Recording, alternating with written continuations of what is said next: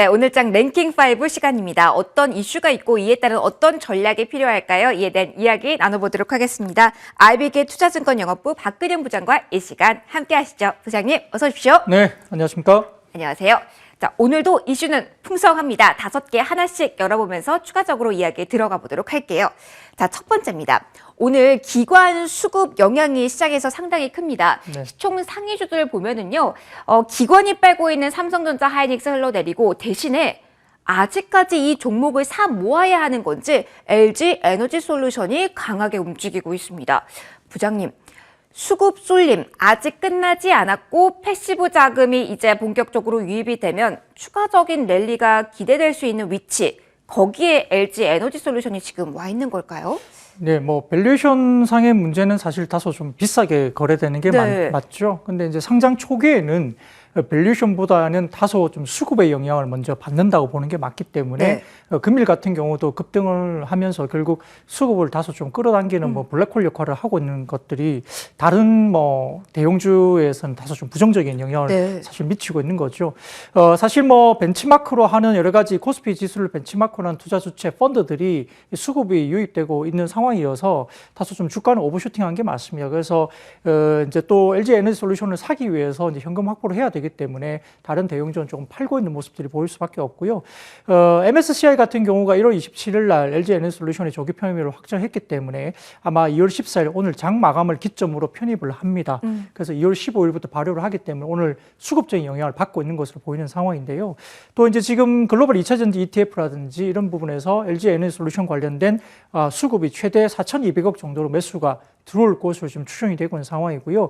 그 다음에 지금 나머지 그 와이덤트리 배터리 솔루션 지수라든지 그 다음에 솔로 액티브 관련된 배터리 밸류 체인과 관련된 펀드도 있기 때문에 정기 변경 시점에서 LG 에너지솔루션이 편입을 할 것으로 저희는 보고 있는 상황이고 전체적으로 전체 패시브 자금이 약 2조 원 정도이기 때문에 2월 9일부터 자금 유입이 서서히 시작될 것을 보는 상황에서 다소 좀 비싸지만 이쪽으로 좀 수급이 쏠리고 있는 것은 특징적으로 볼 수 있겠습니다. 그러면 네. 사실은 많은 분들이 공모에 관심을 가졌고 한 주라도 가지고 계신 분들이 상당히 많았기 때문에 이 질문을 드리는데 상장 첫날 내가 팔았는데 너무 일찍 팔았나? 네.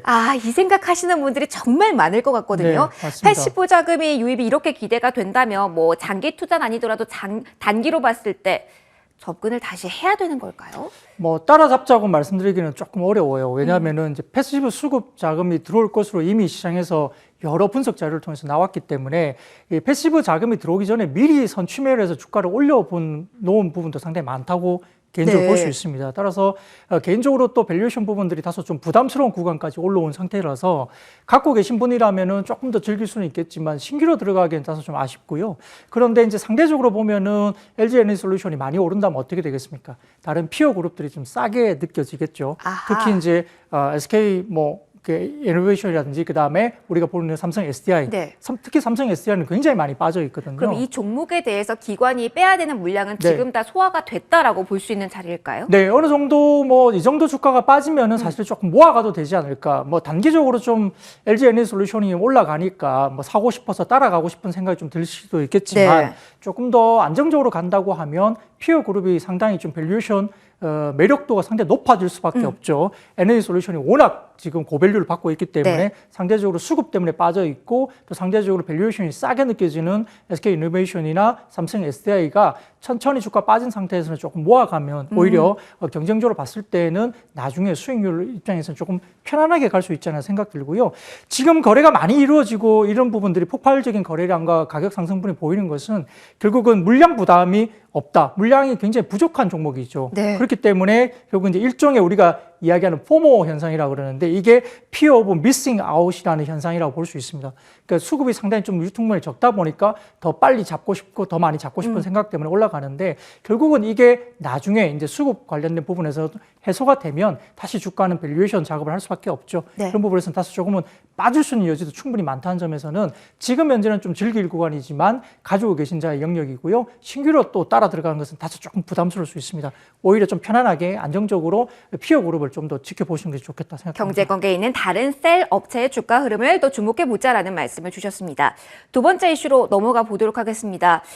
이 종목은 부장님 너무 속상합니다. 사실은 주주분들이 이렇게까지 올려놓은 주식인데 에코프로비앱, 화재 사고 이후도 그렇고 내부자 거래가 임원, 여기다가 아니 회사를 이끄는 회장의 내부자 거래 의혹이라니, 거기다가 김앤장을 선임했다는 것 자체가 시장은 그 무게감을 알 수 있는 대목이라고 하는데, 보유하신 분들, 그리고 특히 이전 내부자 거래 그 임원진에 그 이후에 매수하신 분들 정말 돌발악재에 당황스러우실 것 같아요. 네. 어떻게 하는 게 좋을까요? 네, 뭐 사실 시가총액의 위치로 봤을 때는 굉장히 좀 아쉬운 뉴스입니다. 그렇죠. 뭐 이게 무게감이란 게 뭐 어쨌든 시장에서 가지고 있는 무게감이 있었던 회사이고 뭔가 시장을 대표하는 어떤 그런 종목이었기 때문에 이 종목 1위도 갔던 종목 네, 아닙니까? 맞습니다. 뭐 그래서 조금 이제 아쉬운 뉴스이기도 하고요. 또 실질적으로 내부자 거래 관련된 뉴스가 뭐 부정적인 건 당연히 맞습니다. 뭐 어떻게 진행이 될지는 저희도 뭐 아직은 예단할 수 없는 부분이긴 하지만 이 뉴스 플로우를 좀 보시고 오히려 이제 뭐 좋든 안 좋든 뭔가 확정되는 게 시장에서는 오히려 네. 이 주식에 대해서는 좋을 것 같아요. 근데 뭐 극단적으로 어떤 상장 폐지나 이런 것들에 관련된 부분들은 지금 현재 생각할 상황은 아닌 것 같고요. 뭐 거래 정지가 되거나 이런 부분들은 다소 좀 가능성은 있지만 아직까지는 뉴스 플로우가 확정되지 않았기 때문에 이 뉴스 플로우의 확정을 좀 보시는 게 좋을 것 같고요. 성급하게 어떤 예단하는 것은 좀 맞지는 않은 것 같습니다. 네. 아쉽지만 좀 기다려야 되는 부분인 것 같고, 다만 이제 내부자 거래 이외에 뭐 화재 사건과 관련된 부분만 본다면 사실은 그 영향은 상당히 제한적이다 말씀을 드리고 싶은데요. 화재 사건 때문에 주가가 많이 빠졌다고 만약에 느껴진다면 이 부분은 사실은 좀 과하게 빠졌다 볼 수 있습니다. 왜냐하면 그 캐파 관련된 부분에서는 2021년 기준으로 오천 공장이 전체 6만 톤의 상황에서 오천 공장이 50%에 달합니다. 근데 전체적으로 지금 화재 공장의 원인과 피해 범위가 명확하게 나오지는 않았지만은 화재는 캠 4N 관련된 부분에서 나왔는데 캐파가 4,000톤 정도 규모이고요. 그 근처에 캠 4 관련된 부분에서는 캐파가 12,000톤 정도인데 생산 가동은 중단된 상태로 파악이 됩니다. 그래서 현재로는 16,000톤이 생산 차질이 빚어진 상태인데, 만약에 화재에 영향을 입지 않은 캠4 라인이 빠른 시일 내에 가동이 된다면 실제 영향과 관련된 부분은 실질적으로 캠4N 4,000톤 수준이 밖에 안 됩니다. 네. 그럼 2021년 캐파 대비 6.6% 수준에 밖에 안 되기 때문에 주가에 대한 부분들은 상당히 좀 많이 영향을 받았다 생각하는 거고요. 2022년 예상된 포항의 캠6 관련된 캐파가 돌아간다는 가정을 한다면은 전체 캠4N 비중은 전체에서는 4.4%로 훨씬 더 낮아집니다. 거기다가 지금 추가적으로 관련해서는 지금 대체 가능한 부분들이 포항의 캠6 라인이 전체적으로 한 3만 톤 정도인데요. 네. 아마 일정 부분을 대응 가능하다 볼 수 있다면 실질적으로 제한은 더 떨어지게 되겠죠. 영향력이. 그러면은 화재 사고를 그렇게 우리가 크게 네. 평가하지 않아도 되고, 내부자 의혹 같은 경우는 우리가 기다려야 되는 시점이라고 말씀을 해주셨는데, 네. 그냥 이 부분만 짧게 짚고 가면, 그럼에도 지금은 저가 매수의 타이밍일까요? 아니면 조금 더 기다려야 하는 구간일까요? 사실 뭐 사고 싶은 뭐 손들이 나갈 수도 있겠지만은 화재 관련된 부분에 대해서는 아까 말씀드린 대로 거의 영향은 제한적이다. 그리고 필요에 따라서 지금 아까 말씀드렸던 23년도에 예정되어 있는 캠5N을 전략적으로 당겨서 대응도 할 수 있기 때문에 전체 매출에 대한 영향은 사실 화재에 대한 부분들은 거의 뭐 없다시피 제한적이고요. 두 번째로는 에코프롬 BM 이외에 전동 공구용 NCA 소재가 삼성 SDI에 들어가는데 거의 독보적입니다. 그래서 이 대체 수단이 없다는 점에서는 결국은 물량은 계속적으로 나갈 수밖에 없기 네. 때문에 결국 이 부분에 대해서는 걱정을 너무 많이 안 하셔도 되는데, 결국은 이제 내부자 거래에 대한 부분에 대해서 어떻게 결론이 나느냐, 뭐 과연 뭐 과징금으로 끝날지 아니면 이게 뭐 여러 가지 부분에서 파생될 수 있는 영향이 또 있기 때문에 이 부분이 좀 더 중요하다 보고요. 그게 조금 어느 정도 명확하게 나오고 만약에 안 좋은 방향이라도 뭔가 결정되는 것이 오히려 더 주가 부분은 살 수 있는 타이밍이 아닌가 싶습니다. 불확실한 구간에서 섣불리 접근하지는 말자라는 솔루션을 주셨습니다. 다음 이슈 이어서 살펴보도록 하겠습니다. 결국은 이 코로나 이슈, 독감처럼 관리가 가능한 그 시기가 올까요? 그 타이밍을 보고 지금 리오프닝주를 바라봐야 되는지, 아니면 그래도 변동이 있긴 하지만 시세가 나와주는, 강한 시세가 나와주는 진단키트 쪽이 오히려 답안이 될지 지금 자리 좀 헷갈립니다. 어느 쪽 부장님 보고 계세요? 네, 오늘 장중에도 영향이 있었고요. 지난주 금요일 날에도 오후장 막판에 계절 독감으로 전환할 수 있다는 뉴스가 나오면서 주가가 많이 시장으로 오히려 이제 맞아요. 떠받치고 올렸고요. 이런 부분에서 진단키트주 관련이라든지 치료제 관련주들은 오히려 막판에 금요일 날 급락을 했거든요. 네, 근데 또 오늘은 또 하기 아직은 어렵다고 하면서 약간은 좀 상반된 모습을 보이고 네, 있어서. 왜냐면 뭐 전파력이라든지 그다음에 여러 가지 부분의 치사율 관련해서는 일반 계절독감보다 높다라는 또 판단이 나오면서 오전에 또 시장을 좀 약간 끌어내렸거든요. 네. 근데 좀 재밌는 게 장중에 또 오후장 들면서 호주가 이번 그 월 하반기부터 방역 백스 관련된 백신을 맞았다면 전면적으로 호주를 열겠다라고 또 발표하면서 또 리오프닝 관련된 기대감을 높이기 시작했기 때문에 또 시장도 주가가 또다시 네. 반등을 또 주고 있는 모습입니다. 그래서 이 리오프닝을 하냐 마냐에 따라서 시장에 영향도 있고 관련된 종목이 뭐 엎치락 뒤치락 지금 시소처럼 왔다 갔다 하는데요. 그럼에도 불구하고 미국과 유럽의 확진자 수가 신규 확진자 수가 급감을 하고 있는 모습이 확연하게 보이고 있습니다.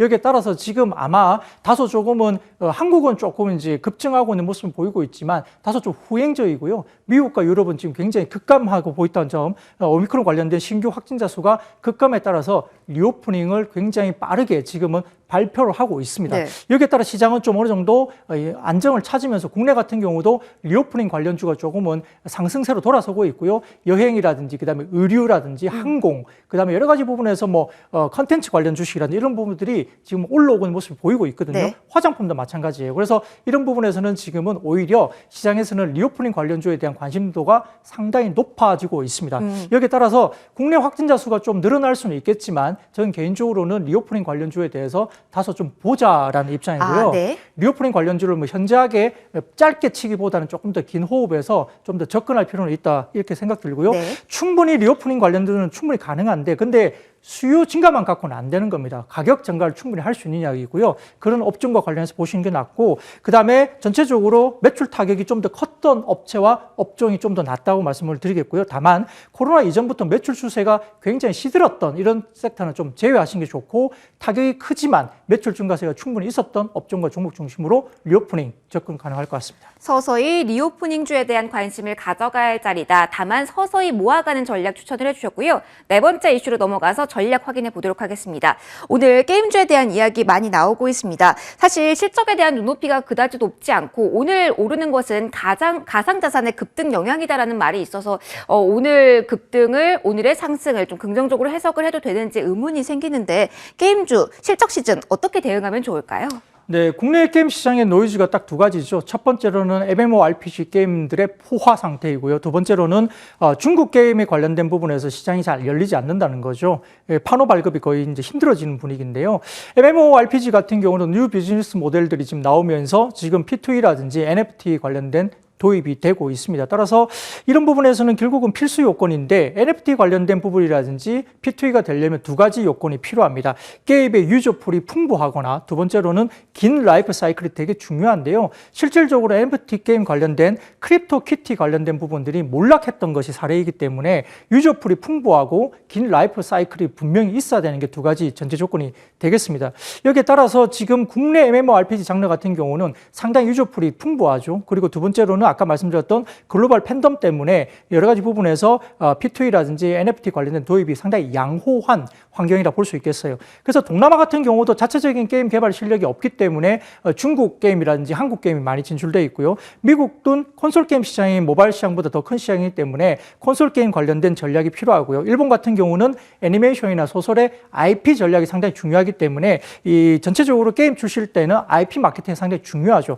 여기에 따라서 뭐 종목을 보자면은 결국 위메이드가 우리가 이제 가장 많이 이제 이야기를 하고 있지만 그죠. 제 개인적으로는 밸류에이션 구간에서는 컴투스가 상당히 좋아 보입니다. 왜냐하면 컴투스는 돈을 벌면서 밸류에이션도 충분히 매력적인 구간이고요. 두 번째로는 지금 컴투스와 관련해서 C2X 그러니까 상장 계획이 있죠. 컴투스 관련된 코인이 발표가 되면서 NFT까지 가기 때문에 글로벌 출시 예정인 뭐 크로니클 관련된 부분도 1분기에 있고요. 그다음에 두 번째 P2E가 도입된 국내 MMORPG 대작 이후에 3종에 관련된 신규 게임이 또 나옵니다. 컴투스는 또 돈을 벌고 있다 말씀드렸죠. 네. 밸류에이션도 있기 때문에 컴투스 그다음에 컴투스 홀딩스 관련된 부분들이 개인적으로 좀 지켜볼 필요가 있겠습니다. 전반적으로 뭐 오르고 내린다기보다는 개별 종목에 따른 대응이 필요한 구간으로 좀 해석이 되고 있네요. 자, 게임주 살펴봤고요. 마지막으로 간략하게 원전주 체크해 보도록 하겠습니다. 이후 움직임에 따라서 국내도 원전을 이제 그린 에너지로 볼 수 있다. 이렇게 수정안을 내놓을 수 있다라는 기대감 속에 관련주들 오늘 움직임이 나오고 있는데 이전에 좀 시세가 강하게 나왔던 종목보다는 좀 새로운 종목군들이 움직이고 있어서요. 종목을 만약에 선별할 때 어떤 기준으로 해야 되는지 좀 헷갈리네요. 팁을 주신다면요. 원전주 전반으로 본다면 사실은 좀 그렇게 좋다고 말씀드리기 좀 어려워요. 지금은? 왜냐하면 전반적으로 지금 건설에만 20년 이상 시간이 걸리기 때문에 모든 요건을 갖추고 파이낸시까지 끝나려면 엄청나게 오래 걸립니다. 그래서 만만치 않고 2045년 이후에 성장에 대한 불확실성이 여전히 존재합니다. 국내 기업 같은 경우는 지금 향후에 이제 폴란드, 체코 등의 그 원전 사업 계획가 있는데 폴란드 같은 경우는 이미 웨스팅하우스가 피드 진행을 하고 있기 때문에 한국형 원전이 쉽지 않을 것 같고요. 체코 같은 경우도 지금 프랑스와 미국과 경쟁 중인데 수주를 낙관하기가 또 만만하지 않습니다. 여기에 따라서 지금 사우디 원전 같은 경우도 한미 간 협력 조건인 IAEA 추가 의정서 가입국에 대해서만 원전을 수출한다는 조건이 충족돼야 되기 때문에 이런 것도 상당히 까다로운 조건이죠. 네. 여기에 따라서 국내 원전 발전 비중도 30%가 넘는 수준에서 결국 중요한 것은 추가적으로 발전 비용을 높이기 위해서 새로운 원전을 짓거나 아니면은 발전 관련된 부분을 비중을 30%에서 늘려야 되는 거죠. 네. 그렇기 때문에 상당히 좀 제한적이다. 그래서 해외 원전 수출보다는 국내 원전 비중을 늘리는 정책이 나오느냐가 초점을 맞춰야 되는데 네. 국내 같은 경우에 대선 후보들이 아직은 원전 비중에 대한 정책이 명확하게 제시되지 않았습니다. 그래서 결과적으로는 신규 원전을 짓는 것보다는 원전 비중을 늘리는 정책이 아마 현실성이 높다고 보는 거고요. 네. 거기에 따라서 수혜주를 찾는다면 한전 KPS가 되겠습니다. 왜냐하면 국내 원전 정책이 대선 이후에 재검토되면서 결국은 기존 원전의 수명이 연장되는 경우에 여기에 대한 가장 큰 수혜가 한전 KPS고요. 또한 폐로 등 원전 사후 처리 관련해서도 역할이 커지는 것이 한전 KPS이기 때문에 네. 상대적으로 한전 KPS가 탑픽으로 말씀드릴 수 있겠습니다. 상대적인 매력을 좀 볼 수 있는 종목을 보자라는 이야기 해주셨고요. 오늘 5개 이슈 가운데 원픽 들어보는 시간입니다. 숨바꼭질에 들려왔는데 어디 보시고 계십니까? 네, 저는 개인적으로 리오프닝 관련된 쪽이 지금은 좀 봐야 된다 생각하는데요. 네. 실적단에서 지금 굉장히 좋아 보이는 종목 중에 하나가 SBS입니다. 4분기 실적이 56억 적자 전환을 했다고 발표해서 어닝 쇼크로 받아들였지만 실제는 쇼크가 아니죠. 왜냐하면 일회성 비용, 그러니까 명예퇴직 비용과 성과급 사내 근로복지기금 그 부분이 반영된 게 350억이나 됩니다. 그러면 결국은 56억 적자 전환이라면 실질적으로 그게 없었다고 하면 4분기가 300억 이상의 영업이익을 낸 거죠. 시장은 200억 정도의 영업이익을 추정했기 때문에 사실은 어닝 서프라이즈, 대규모 서프라이즈가 나온 걸로 봅니다. 그래서 주가에 대해서는 주가가 빠질 이유가 전혀 없다 말씀드리겠고요. 광고 수익이라든지 그다음에 기존의 TV 판매 비율이라든지 그다음에 사업 수익 등이 2018년 이후에 최고치까지 올라오면서 분기별 사상 최고치까지 올라오고 있는 상황이기 때문에 네. 상당히 좋고요. 지금 아마 동계올림픽은 다소 조금은 좀 약간 마케팅에서 좀 어려워진다 볼 수 있지만 또 지금 이제 월드컵이 또 다가오죠. 네. 그래서 여러 가지 부분에서 광고 수익이 상당히 좋아질 것 같고 스튜디오 S에 관련된 밸류에이션 작업이 지금 진행되고 있는 것 같아요. 여기에 따라서 아마 이 스튜디오 S에 관련된 가치가 부각이 돼야 되는 점이 이제 올해부터 원년이라고 네. 보여집니다. 따라서 올해부터 변화되는 것이 아마 서너 편 정도의 드라마가 아마 넷플릭스라든지 그다음에 디즈니 플러스 관련된 OTT 향으로 제작이 되면서 신규로 모멘텀이 있을 것 같고요. TY 홀딩스와 SBS 홀딩스가 이제 합병이 되면서 이런 부분에서 지금 최대 주주가 TY 홀딩스로 변경되면서 스튜디오 S가 지주사의 증손회사에서 손주회사로 변경됩니다. 그렇게 되면 자금에 대한 우리가 요소가 상당히 많이 좋아집니다. 네. 자금을 빨아들일 수 있는 요소가 좋아지기 때문에 신규 편성이라든지 물량이 상당히 빠르게 증가할 수 있다는 점에서 긍정적입니다. 따라서 전체적으로 목표가는 6만 원 정도까지, 손절가는 38,000원 말씀드리겠습니다. 원픽으로 SBS를 제시해 주셨습니다. 지금까지 IBK투자증권 영업부 박근영 부장과 이 시간 함께 하셨습니다. 오늘도 고맙습니다. 네, 감사합니다.